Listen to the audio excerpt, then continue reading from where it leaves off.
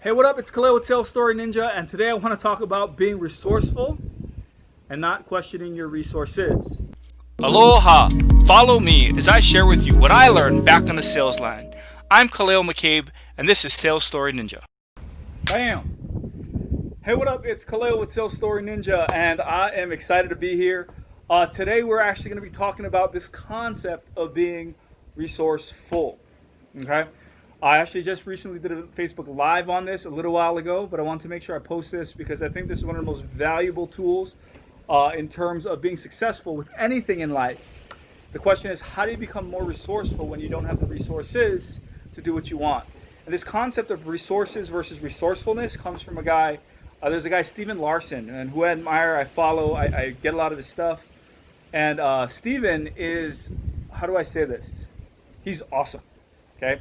One of the best parts about Steven is the fact that he's no holds barred, he's straight up. And he talked about when he first started his journey, I think his wife was supporting him at the time, and he was going through a lot, and he was really, really, really struggling. And for him, he had gone to his dad, and he said, "Hey, Pops, we're going through super, super rough time. Can you help us out?" And his dad said, "No." His dad said, "No." And so he goes, "You need to become more resourceful if you don't have the resources." And that's when Stephen learned to become resourceful, and he figured it out, and he hustled, and he made it happen. One of the cool parts about all of that learning process, just everything that he went through, as I watched his story, he's now, I remember his first week out of his regular job, he ended up making, I think it was like $250,000 in that first week, or first month, or whatever it was, and it made me just, about this concept of being resourceful. And so where all this spiked from is last night I was on a conversation with a friend of mine who's also doing online marketing, and I've asked him if we could do an interview. So I'll be doing an interview with him for Sales Story Ninja Radio, later on, and we'll learn all the good stuff of what he's up to. But as I talked to him, one of the biggest things that stuck out in my mind was the fact that he started the same time I did, and he's built his email list up to 700 people. Bam. And he's built where he has a following of hundreds of people on different platforms. And I'm sitting there going, dang, this guy is getting it. This guy's watching it. And his name's Marcus, by the way. And so I got to pick his brain at what he's doing. And he's following a lot of the same process, which is attraction marketing, getting out there, putting out value, putting out content, really getting people to trust you because you're putting out good content. And I think for a lot of us as salespeople, when we get into online sales or it's starting a business, we're so quick to find excuses of reasons we can't do it. Hey, I don't have the money. Hey, I don't have the time. Hey, I don't have this. Hey, I don't have that. And we get into these bits where we start to find excuses for ourselves. And the funny thing is, as salespeople, we get in there, we know how to overcome objections of everybody else, but when it comes to ourselves, nobody can overcome that objection except for us. And I think that's where we talk about mindset being so important in terms of sales. But when it comes to starting your side hustle, making money online on the side, that's, I think we forget that we give ourselves the excuse that we really shouldn't, by saying that it's okay for us to not have that extra effort and extra push. And that's why I'm really excited to be here, because I want to talk about some kind of breakthroughs I had the other day in terms of talking about resourcefulness, right? And so for me, one of the things that happened the other day is my wife, so with this whole COVID thing kind of lifting, and they're going to be lifting the inter-island travel, my wife was like, "Can we go to Maui?" And I'm like, "Hey, honey, I'm not working." But she's like, "But can we go to Maui? I want to go to Maui. They're not letting any outside tourists in. I would love to go to Maui." Because that's like the one island that we haven't gone to. We've gone Big Island, Kauai. We've been to Lanai. Obviously, we're on Oahu, but we haven't been to Maui as a family. I've been to Maui, but my kids haven't. And so that's the one place that we wanted to go. And so as we're having this conversation, I happened to open my mouth. Well, it was later in the day, but I opened my mouth and I tell my wife, "Hey, by the way, your tires, they're bald, and we need to get new tires." Like, it's a 5-year-old car. We haven't bought new tires. Might have rotated them, but it's a pretty old car. It's not pretty old. It's 5 years old. 2015, and we need new tires on it. Gosh, I remember the day when it was brand new. But my point is, we got to buy new tires, and so we start to look at the pricing, and she goes, "There's my Maui budget. It's gone." And by the way, the flights are super cheap. That's one of the reasons she was thinking at it. But she was all frantic, and so as we were talking, we started looking at things to gather, things to gain, things to go and figure out. We switched our brain to go, can we do this or not, to how do we get this done? How do we get this done was the way we shifted. We went from being, can I, looking at resources, to being resourceful with what we have. And so one of the things that led to this was being able to go out and we actually have kalo in our yard that grows like wildfire. And it's pretty crazy. It grows like a weed, and we actually laugh that, it's pretty awesome how much our tower grows. So I posted on Facebook to sell kalo, and apparently people are interested. So I've already sold my first round of kalo today. I got somebody else that I'm meeting with tomorrow.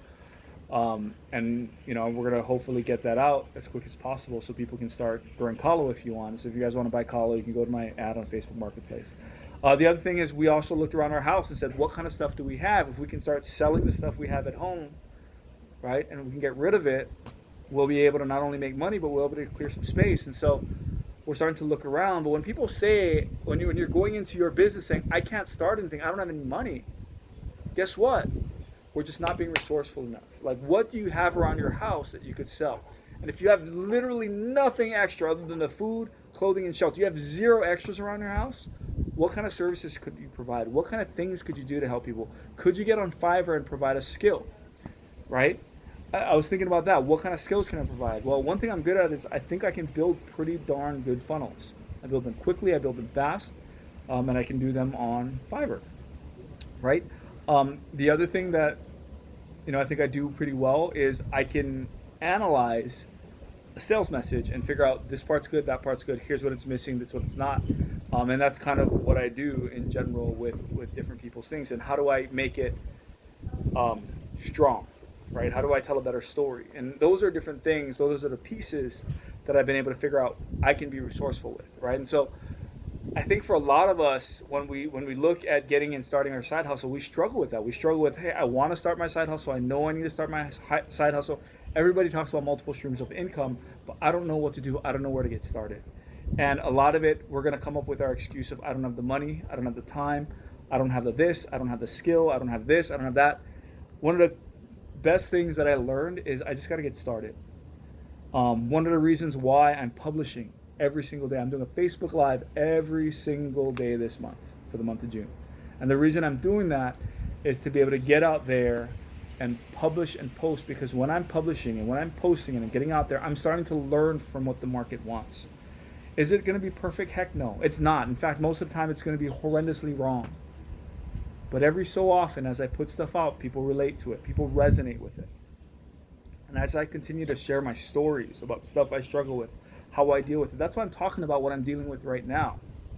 In fact, people talk about, well, I can't do this, or in my other Facebook Live from yesterday, I talked about doing the who, not the how, and paying somebody to do the things you're not good at. Well, guess what? The objection comes up. I don't know how to pay for it. I don't have money. Go sell something in your house. Go sell a skill in your house. Go find something you have that you don't want. Put it on Craigslist. Put it on Facebook Marketplace. Go ahead and put it out there, because you can sell it. Take that money and use that to hire your who to do the thing that you need them to do. Okay? So in this case, my wife's vacation. Now, whether we're going to take it or not, I don't know. And I'm going to be honest. I let those things get into my head too. I say, we can. In fact, I was the first person to tell my wife, I'm sorry, honey, I don't think we can afford to go. I was the person that did that. But it took us going back and figuring out how we can be resourceful, and we switched the I can't to how. And when I made that switch, it made the difference in our approach to the way we were going to do it. And for me, that was the big aha moment that I needed to have. And so here's what we did. I ended up selling a couple of kalo. I have a vehicle here that I was gonna buy and fix and use for a little bit and then resell it later, but I may not. Now I might sell it and use that money for something else and invest it somewhere else, right? But that's what I'm talking about. When people say, hey, I don't have any money to invest in the stock market, I bet you there's at least $2,000 or $3,000 worth of stuff in your house that if you had a garage sale, at least $500. I don't think I've ever gotten less than $500 at a garage sale. Okay? With all the stuff, just the random stuff you got around your house, if you put it up and just sell it to people, okay, if you get $500, you do that 3 or 4 times a year. There's your $2,000, $1,500 to go towards your investments, right? To be able to have $2,000 to $5,000 a year to be able to invest and put aside. Right? The question is, are we being resourceful? The truth is, I fail at this all the time.